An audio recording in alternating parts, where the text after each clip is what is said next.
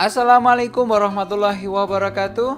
Halo anak-anakku, jumpa lagi dengan saya pada kelas 10 Mapel Simulasi dan Komunikasi Digital atau biasa kita singkat dengan Simkomdik. Nah, pada kesempatan kali ini kita akan berbicara lebih panjang terkait dengan Petaminda.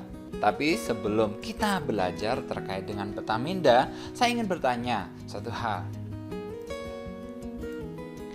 Oke, setiap manusia ataupun bahkan makhluk hidup tentunya mempunyai masalah, ya. Dan tidak terlepas kalian juga. Salah satunya adalah terkait dengan belajar. Nah, tentunya pernah nggak kalian merasakan bahwa belajar itu berat banget, ya? Dan itu adalah masalah yang terbesar dan juga hampir semua siswa juga. Nah, seperti main game, kalian di tahapan ini ya harus menyelesaikan. Kalian harus bisa mengatasi masalah ini karena kita adalah makhluk ciptaan Tuhan yang diberkahi oleh akal pikiran. Tentunya kita harus dapat menyelesaikan dan kamu tentunya bisa. Yes, you can. Kamu bisa. Nah, kita akan bahas terkait dengan Petaminda dan kita aktualisasikan atau kita terjemahkan ke dalam salah satu contohnya adalah permasalahan kalian terkait dengan kesulitan belajar. Sebetulnya belajar itu adalah hal yang menyenangkan. Nah, tergantung bagaimana kita mengelola, bagaimana kita belajar dengan senang. Apakah bisa? Simak video ini sampai selesai. Dan tentunya pelajaran kita masih seperti minggu sebelumnya, yaitu ada penugasan yang tentunya tidak akan memberatkan kalian dan materi. Nah, materi terkait teori dari Petaminda itu akan ada di file di bit.ly/simkomdik/materi. Silahkan kalian cari ataupun kalian googling. Nah, pada video kali ini kita akan lebih dalam membahas terkait dengan praktek langsung penggunaan dari Petaminda, ya. Oke, kita langsung ke bahasan yaitu Petaminda, yaitu terkait dengan peta sukses belajar. Ternyata untuk belajar menuntut ilmu itu ternyata ada ilmunya juga. Nah, mungkin kalian pernah berpikir, ini ilmu buat apa? Ngapain capek-capek? Nah, dan tentunya itu akan sedikit banyak membantu kalian yang belajar di rumah sendirian dengan segala problematika, segala dengan keterbatasan, dengan kondisi saat ini yang tidak memungkinkan kalian bersama dengan teman-teman kalian, bersama dengan guru kalian. Tentunya tolong disimak baik-baik dan silahkan untuk dilaksanakan sehingga ilmu untuk belajar ini akan menuntun kamu sukses belajar. Yang pertama yang diperhatikan adalah pra belajar atau sebelum belajar. Kita harus tahu terkait dengan motivasi belajar. Sebenarnya kamu belajar itu buat apa? Oke. Nah, kalian harus bisa mendefinisikan saya ini harus belajar. Ketika saya SMK ini saya harus belajar materi ini. Nah, itu silahkan kalian simak. Mungkin pernah saat kecil kalian ditanya, kalian mau cita-cita kalian pengen apa? Orang sukses. Nah, itu masih terlalu besar. Silahkan definisikan secara lebih terinci sehingga kalian mempunyai motivasi yang besar. Misalnya ketika kalian jurusan desain pemodelan dan informasi bangunan, misalnya saya ingin menjadi arsitektur yang handal. Nah, makanya saya harus belajar terkait dengan merancang bangunan, terkait perhitungan matematika untuk menghitung rumus dari suatu bangunan. Saya harus belajar terkait kimia, bagaimana nanti susunan bangunan itu tidak akan mudah keropos dan sebagainya. Itu semua terkait. Maka itulah silahkan untuk motivasinya silahkan kalian cari sendiri. Pengen menjadi seorang ahli pengelasan yang bersertifikat internasional. Nah, itu dimulai dari sekarang ya. Oke. Yang kedua adalah sebelum belajar itu adalah senam otak. Silahkan googling di YouTube terkait dengan senam otak. Misalnya tangan kiri membuat lingkaran, tangan kanan membuat persegi. Nah, itu salah satu contoh dari pergerakan senam otak, sehingga antara otak kanan dan otak itu kiri itu terdapat sinkronisasi sehingga semuanya bekerja. Oke. Dan yang terakhir adalah gaya belajar. Kita diciptakan sangat beragam. Bahkan orang kembar pun ya, siswa kembar pun mempunyai gaya yang berbeda untuk belajar. Yang pertama adalah model visual. Nah, dengan cara melihat, dengan cara harus tenang. Ada juga yang model auditory, itu yang harus mendengar. Kalau belajar itu perlu dengan musik. Nah, itu salah satu. Di sini ataupun kinestetik yang harus menggunakan dengan gerak-gerakan. Nah, itu silahkan kalian cocoknya mana ketika mau belajar itu buat suasana yang nyaman buat kalian. Oke, yang selanjutnya adalah proses belajar. Nah, di proses belajar ini tentunya kalian siapkan diri Anda, posisi belajar Anda bagaimana yang enak ya, pada kondisi alfa, sehingga materi yang disampaikan itu dapat diterima dengan sepenuh hati kita, sepenuh jiwa kita ya, sehingga tidak ngantuk. Set lingkungan dan jangan lupa untuk break ya. Dan kalian bisa menggunakan teknik mencatat bebas, atau mungkin biasanya kita meresum materi yang panjang itu sebenarnya apa sih intinya. Nah, intinya apa, bagiannya apa, seperti itu, sehingga itu menjadi kalian punya catatan yang kamu banget, atau istilah gaulnya lo banget. Ini catatan ini gue banget, gue bisa lihat materi ini.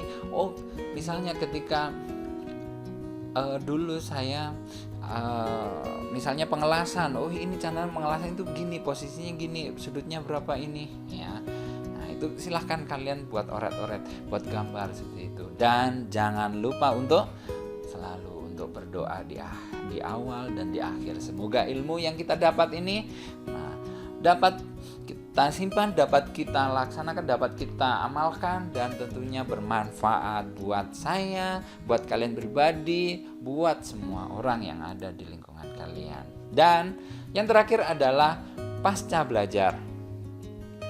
Nah, pasca belajar ini setelah proses rangkaian belajar tadi, di sini adalah teknik memori. Di sini adalah bagaimana kita mengingat-ingat bagaimana sebenarnya otak kita itu dapat menampung jutaan memori. Yang terpenting adalah bagaimana kita menikmati. Coba ketika kamu suka dengan misalnya sebuah lagu, lirik lagu, kamu nyanyikan 5 kali dengan dengan iramanya, dengan melodinya. Nah, kamu akan menghafalnya. Coba 1 hari kemudian kamu akan mengingatnya. Seperti itu. Berarti kamu harus suka dulu dengan materi tersebut. Nah, kalian membuat catatan, terus kalian coba ingat.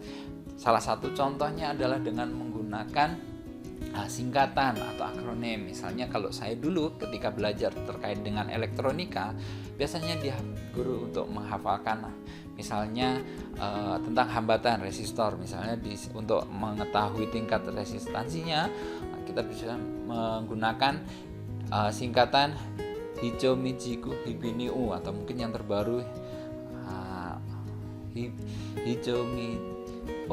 Hibiniu. Nah, seperti itu kan sampai sekarang itu saya dapatkan SMP, kan udah hampir sekitar 20 tahun yang lalu. Belum ada seperti itu ya. Nah, masih ingat, sehingga memori ini kalian manfaatkan. Coba kalian searching, kalian googling, ataupun kalian lihat video terkait dengan teknik memori untuk mengingat materi belajar. Dan tentunya sesekali kita untuk senam otak, yaitu bagaimana menggerakkan antara dua gerakan. Silahkan lihat juga di link YouTube senam otak, bagaimana otak kita bisa refresh ya. Tentunya kita harus belajar terus biar memori kita refresh ataupun sehat ya. Dan jangan lupa untuk mereview atau mengingat kembali dengan teknik 10, 24, 7, 36. Maksudnya apa? 10 itu gunakan 5 sampai 10 menit dalam satu hari tersebut untuk misalnya 1 jam setelah belajar, silahkan untuk coba diingat kembali materi apa yang telah kita pelajari tadi. Misalnya hari ini terkait dengan vitamin Petaminda itu apa? Terkait contohnya itu adalah gambar yang di jabar-jabarkan, yang dioret-oret seperti itu. Dan 24 ini dalam 24 jam itu ya harus diingat. Kemarin pelajarannya terkait apa sih? Nah, terus 7 itu dalam 1 minggu, 7 hari dalam 1 minggu itu kita review kembali materi yang telah kita buat. Tidak harus lama, tapi ini gunakan untuk rutin. 30 menit. 30 ini adalah 30 hari. Berarti dalam 1 bulan itu materi yang kita dapatkan apa? Nah, tentunya itu adalah kita bisa mereview dari catatan bebas kita, materi, misalnya materi pelajaran, gambar teknik, simulasi dan komunikasi digital. Materinya apa? Gambar teknik apa? Pekerjaan dasar elektromekanik apa? Ya kan? Terus digital apa? Pemeliharaan berkala apa materinya, ini disiapkan oleh ini. Dan 6 ini maksudnya dalam 6 bulan coba kita review kembali garis besar materi yang telah kita buat. Nah, oke, berarti untuk peta sukses belajar kita sudah bahas, dan gambaran dari urutan peta sukses belajar mulai dari pra belajar, proses belajar, dan pasca belajar ini adalah salah satu contoh dari peta minda, atau biasa ini adalah bagian dari mind mapping dari peta sukses belajar. Seperti itu. Berarti ini yang kita belajar ini silahkan kalian belajar terkait dengan bagaimana cara belajar yang baik. Nah, ini adalah gambaran ini adalah salah satu contoh dari peta minda. Oke. Nah, untuk lebih mendalami terkait dengan sukses belajar tadi, silahkan untuk ikuti link berikut ini, ataupun kalian bisa searching di googling materi, maupun silahkan kalian ketik di YouTube untuk terkait dengan materi sukses belajar dan terkait juga dengan peta minda pada pelajaran kali ini.